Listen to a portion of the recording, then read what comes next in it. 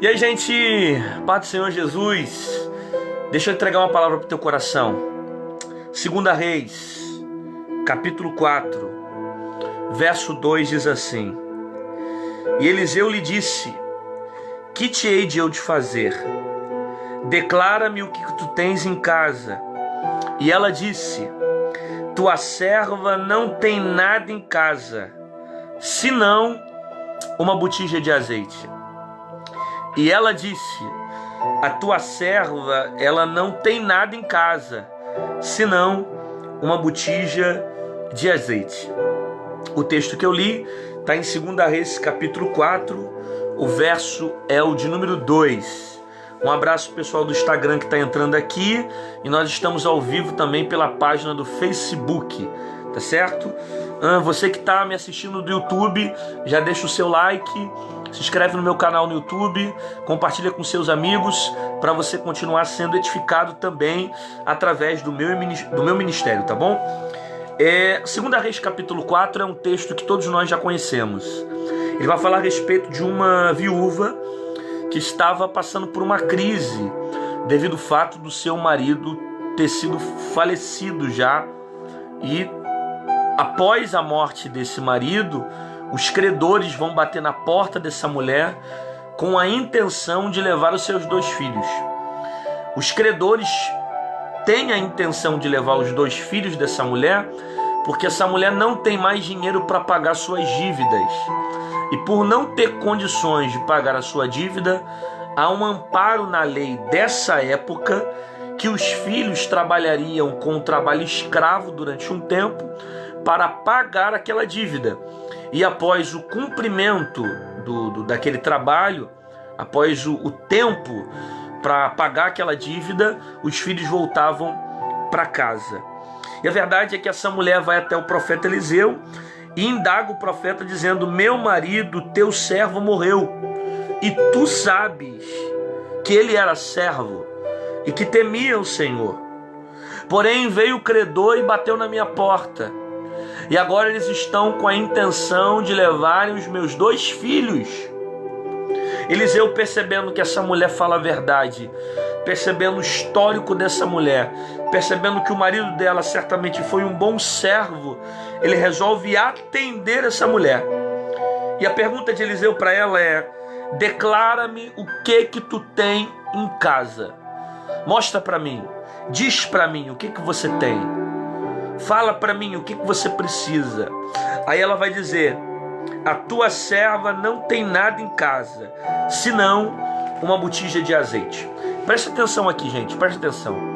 É claro que esse texto aqui é um texto muito rico, mas eu não quero aplicar todo o texto dele. Eu quero apenas pensar esse versículo da resposta que ela vai dar para o profeta. Quando o profeta pergunta para ela: declara-me o que tu tens.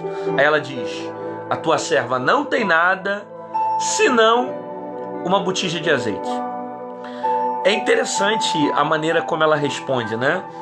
Porque a forma como ela responde demonstra o que ela sente, demonstra a forma como ela enxerga a vida dela, demonstra a forma como ela enxerga aquilo que está dentro da casa dela.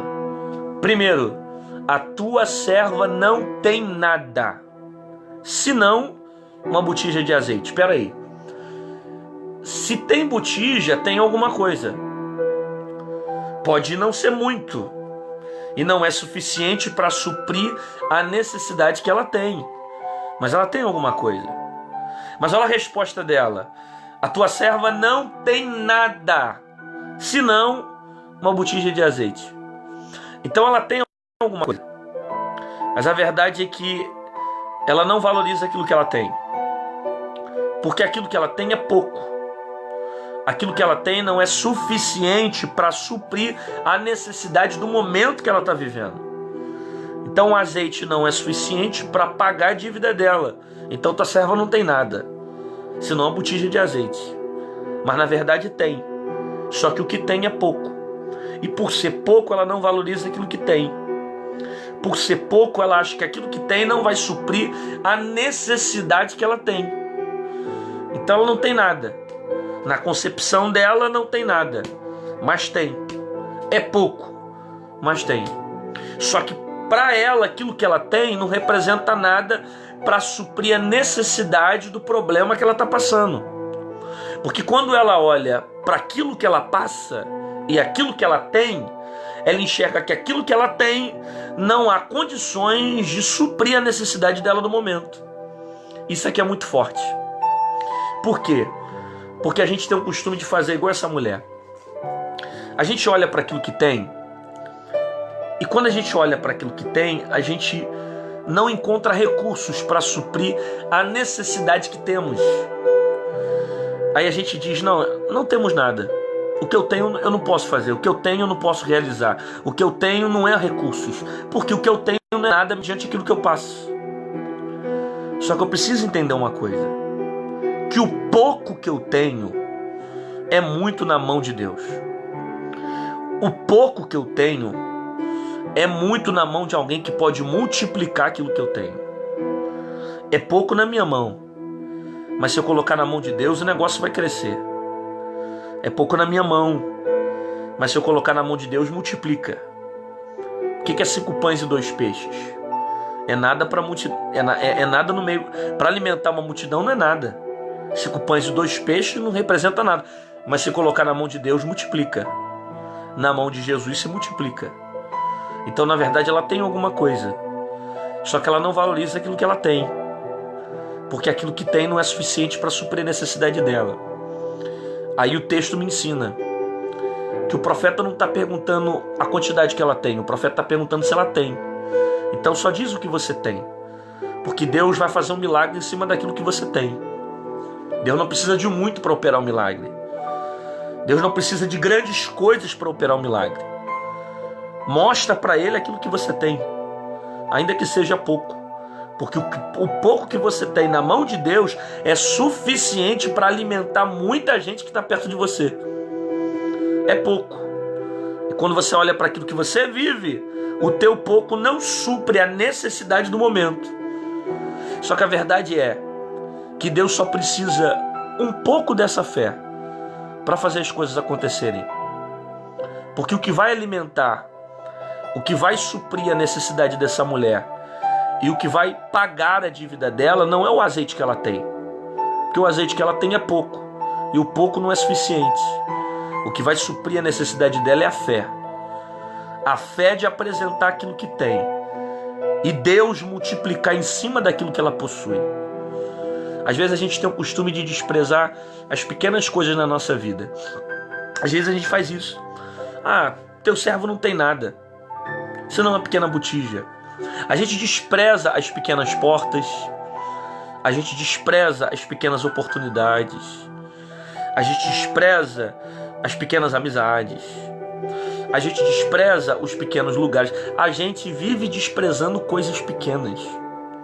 E eu preciso entender isso aqui, cara, porque você nunca viu na Bíblia Deus usando coisas grandes para fazer coisas grandes. Pelo contrário, na maioria das vezes é o contrário. Deus usa coisa pequena para fazer coisa grande. Deus usa porta pequena para abrir porta grande. Deus usa quem não tem para mostrar que tem. Sabe? Deus é Deus de surpresa e a cabeça de Deus funciona diferente da sua. A gente acha que Deus vai usar coisas grandes para fazer coisas grandes. Só que Deus faz milagres em cima de coisas pequenas. Não despreze as pequenas coisas. Não despreze as pequenas oportunidades. Porque talvez você está dentro de uma porta de emprego, você está trabalhando num lugar, que você está falando assim, poxa, mas eu queria tanto estar numa porta melhor, eu queria estar tanto num lugar melhor, ganhando um salário melhor. Glória a Deus, que bom que você continue com esse desejo e que esse desejo estimule você a crescer. Agora, não despreze as pequenas portas. Porque às vezes Deus pode usar pequenas portas para fazer coisas grandes. Não despreze as pequenas oportunidades. Se de repente está me vendo hoje pregando, viajando, ou você está vendo algum pregador, alguém que você conhece e diz, nossa, fulano está pregando, está viajando, é grande. Ou alguém que você admira no meio profissional e fala, nossa, como o cara tem tantas empresas, está crescendo. Ou alguém que você está vendo com uma casa boa, com um carro, que está crescendo na vida, e você está vendo a colheita dele de hoje. Só que ninguém cresce grande. As pequenas portas que abrem grandes coisas. Agora imagina você pegar aquilo que é pequeno e colocar na mão de Deus. Imagina você pegar aquilo que não é suficiente para você colocar na mão de Deus. Você entender que na sua mão realmente não serve de nada, mas na mão dele milagres podem acontecer. Deus é capaz de usar portas pequenas para fazer coisas grandes. Ela vai dizer: tua serva não tem nada senão uma botija de azeite. Então ela tem a botija, só que ela não dá valor para aquilo que tem, porque a necessidade dela é maior do que aquilo que ela possui. Então quando ela olha para o tamanho do problema dela, ela não enxerga potencial naquilo que ela tem. Eu acho lindo isso em Deus. Por quê? Porque Deus não depende do potencial daquilo que eu tenho para suprir minha necessidade. Deus não depende do meu potencial, Deus não depende da minha qualidade, Deus não depende dos meus recursos, Deus não depende das portas grandes, Deus não depende dos grandes lugares, dos grandes ambientes, dos grandes congressos, Deus não depende de grandes pessoas, Deus não depende de nada disso. A nuvem, ela era pequena, só que através da nuvem pequena, Deus fez chover sobre uma nação inteira, porque Deus usa coisas pequenas para fazer coisas grandes. Tua serva não tem nada, senão uma botija de azeite. Então tem. O que tem? Uma pequena botija de azeite. Segundo o historiador da época, todo profeta costumava ter dentro de casa pelo menos uma botija de azeite. Essa botija é como se fosse um pequeno frasco que profetas costumavam usar para ungir. Então não era algo comum que ela usava para suprir as necessidades dela de alimento, física, ou de estética, ou de algo assim. Não, era um tipo de azeite usado para ungir naquela época. Haja vista que o marido dela andava com Eliseu, então era servo de profeta, e um dos profetas vão dizer que certamente o marido dela deveria ser um profeta. Então o que ela carrega é uma pequena botija de azeite, que na verdade era algo que o marido dela certamente já tinha dentro de casa, pelo fato de ser servo de profeta, né? Você vê pela maneira como ela procura Eliseu: o meu marido te servia durante muito tempo. Então o marido dela era servo de profeta, vivia na escola profética e tinha um pouco de azeite dentro de casa. Isso aqui é lindo. Por quê? Porque você está vendo a crise bater na porta dessa mulher.